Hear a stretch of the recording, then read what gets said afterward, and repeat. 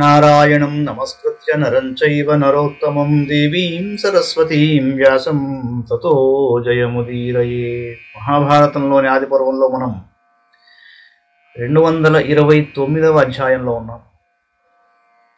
వైశంపాయనోవాచ తతః ప్రజ్వలితే బంధూ శార్గకాస్తే సుదుఃఖితాః వ్యధితాః పరమోద్విగ్నాః నాధిజగ్ముః పరాయణం. అగ్ని మండుతుండగా మిక్కిలి దుఃఖితులై వ్యధతో ఉద్విగ్నమైన పక్షులు తమ రక్షకుని కానలేకపోయాయి. నిశమ్య పుత్రగాన్ బాలాన్ మాతా తేషాం తపస్విని జరిత శోక దుఃఖార్త విలలాప సుదుఃఖిత. ఆ చిన్నపిల్లలను గూర్చి విన్న దీనురాలైన తల్లి జరిత శోకంతో దుఃఖంతో విలపించసాగింది. జరితో వాచ అయమగ్నిర్దహన్ కక్షం ఇత ఆయాతి భీషణః జగత్ సందీపయన్ భీమం మమ దుఃఖ వివర్ధనః.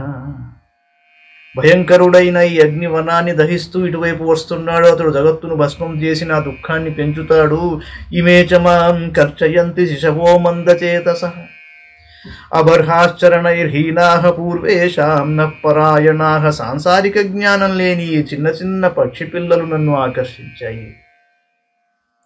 రెక్కలు రాలేదు, కాళ్ళు కూడా సరిగ్గా ఏర్పడలేదు. ఈ పిల్లలే మా పితృదేవతలకు దిక్కు. త్రాసయంశ్చామయా యాతి లేలిహానో మహీరుహాన్న జాత పక్షాశ్చ సుతాః న శక్తాః శరణే మమ. అందరినీ భయపెడుతూ చెట్లని కూడా ఆస్వాదిస్తూ అగ్ని ఇలాగే వచ్చేస్తున్నాడు. రెక్కలు రాని పిల్లలు నాతో ఎగరలేవు. ఆదాయ చ న శక్నోతి పుత్రాం స్తరితుమాత్మనా నచ చక్తుమహం శక్తా హృదయం దూయతీవ మే. ఈ పిల్లల్ని తీసుకుని ఎగరలేను, విడిసిపోలేను. నా హృదయం చాలా కలవరపడుతోంది. కంతు జగ్యామహం పుత్రం కమాదాయ వ్రజామ్యహం కిం ను మే స్యాత్ కృతం కృత్వా మన్యధ్వం పుత్రకాః కథం. నేను ఏ పిల్లను విడుస్తాను, ఏ పిల్లను తీసుకుని ఎగురుతాను, ఏది చేసి కృతకృత్యురాలనవుతాను? పిల్లలారా ఆలోచన చెప్పండి. చింతయా నా విమోక్షం వద్నాధిగచ్ఛామి కించన ఛాదయిష్యామి ఓ గాత్రైః కరిష్యే మరణం సహ. ఎంతసేపు ఆలోచించినా మిమ్ము విడిపించే ఉపాయం ఏది కనబడటం లేదు. నా రెక్కలతో మిమ్మల్ని కప్పుతాను, మీతో సహా మరణిస్తాను. జరితారో కులం హేతజ్యేష్ఠత్వేన ప్రతిష్ఠితం సారిసృక్కః ప్రజాయేత పితॄణాం కులవర్ధనః స్తంభమిత్రస్తపః కుర్యాద్రోణో బ్రహ్మవిదాం వరః ఇత్యేవ ముక్త్వా ప్రయయౌ పితావో నిర్ఘృణః పురా. పుత్రులారా, నిర్దయుడైన మీ తండ్రి ఇదివరకే చెప్పి వెళ్ళాడు. జరితారి కులంలో పెద్ద కావున కులరక్షణ అతనిపై ఉంటుంది. సారిశృక్కుడు రెండవవాడు. పితృదేవతల కులవృద్ధి ఇతనిచే జరుగుతుంది. స్తంభమిత్రుడు తపస్సు చేస్తాడు. ద్రోణుడు బ్రహ్మవాదులలో శ్రేష్ఠుడు అని చెప్పాడు. కముపాదాయ శక్యేయం గంతుం కష్టాపదుత్తమ కిన్ను కృత్వా కృతం కార్యం భవేదితి చ విహ్వల.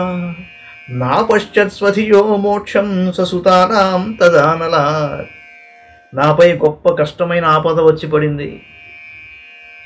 ఈ నలుగురి పిల్లలలో ఎవరిని తీసుకుని బయటపడగలను? ఏం చేస్తే పని నెరవేరుతుంది? ఈ విధంగా ఆలోచిస్తూ జరిత భయవిహ్వల అయింది. కానీ తన పిల్లలను రక్షించుకునే ఉపాయం ఏమీ ఆమె బుద్ధికి తోచలేదు. వైశంపాయనోవాచ ఏవం బ్రువాణాం శారాస్తే ప్రత్యూచురథమాతరం స్నేహముత్సృజ్య మాతస్త్వం పతయత్ర నహవ్యవాట్. ఈ విధంగా భయవిహ్వల అయిన తల్లిని చూచి పిల్లలు తల్లితో అన్నాయమ్మా, నీవు మాపై ప్రేమను వదిలి అగ్ని లేని చోటికి ఎగిరిపోవమ్మా అన్నారు. అస్మాస్విహ వినష్టేషు భవితారస్సుతాస్తవ త్వయి మాతర్వినష్టాయాం నరస్యాత్ కుల సంతతి. అమ్మా, మేము నశించినా నీకు పిల్లలు కలగడానికి అవకాశం ఉంది, కానీ నీవు నశిస్తే మన కుల పరంపర మిగులదు అన్నారు. అన్వవేక్షైతదుభయం క్షేమం స్యాద్యత్ కులస్య నః తద్వై కర్తుం పరః కాలః మాతరేష భవేత్తవ. అమ్మా, ఈ రెండు పక్షాలను బాగా ఆలోచించి ఏది మన కులానికి శ్రేయస్కరమో దానిని గురించి ఆలోచించు. దానిని ఆచరించటానికి నీకు ఇది తగిన సమయం. మా త్వం సర్వ వినాశాయ స్నేహం కార్షీః సుతేషు నః నహీదం కర్మ మోహం స్యాద్ లోకకామస్య నః పితుః. నీవు మా అందరి పుత్రులపై ప్రేమని విడు, లేకపోతే అందరం నశిస్తాం. ఉత్తమ లోకాలను కాంక్షించే నా తండ్రి సత్కర్మ వ్యర్థం చేయకుండా ఆలోచించు. దరితో వాచ ఇదమాఖోర్బిలం భూమౌ వృక్షస్యాస్య సమీపతః తదా విషధ్వం త్వరిత వన్నేరత్ర నవో భయం. దరిత అన్నది భూమిపై ఈ వృక్షం దగ్గర ఎలుక కన్నం ఉంది. దీనిలోకి త్వరగా ప్రవేశించండి, అగ్ని వలన మీకు ఇక్కడ భయం ఉండదు. తతోహం పాంసునా ఛిద్రం అభిధాస్యామి పుత్రకాహ ఏవం ప్రతికృతం మన్యే జ్వలిత కృష్ణవర్త్మనః. మీరు ప్రవేశించాక ధూళితో ఈ రంధ్రాన్ని మూసేస్తాను పుత్రులారా. మండే అగ్ని వలన రక్షణ పొందటానికి ఇదే ఉపాయమని నా నమ్మకం.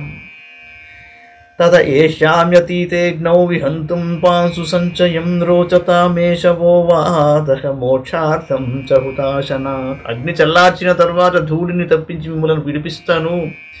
అగ్ని నుండి రక్షింపబడడానికి ఈ ఉపాయం మీకు నచ్చుతుందని అనుకుంటున్నాను. శారకా ఊచు అబర్హాన్ మాంసభూతాన్న క్రవ్యాదాఖుర్వినాశయేత్ పశ్యమానా భయమిదం ప్రవేష్టం నాత్ర శక్నుమః. పక్షులన్నాయి, రెక్కలు లేని మాంసపు ముద్దలైన మమ్ములను ఆ ఎలుక తినేస్తుంది. ఈ భయంతో మేము ఈ బిలంలో ప్రవేశింపలేము.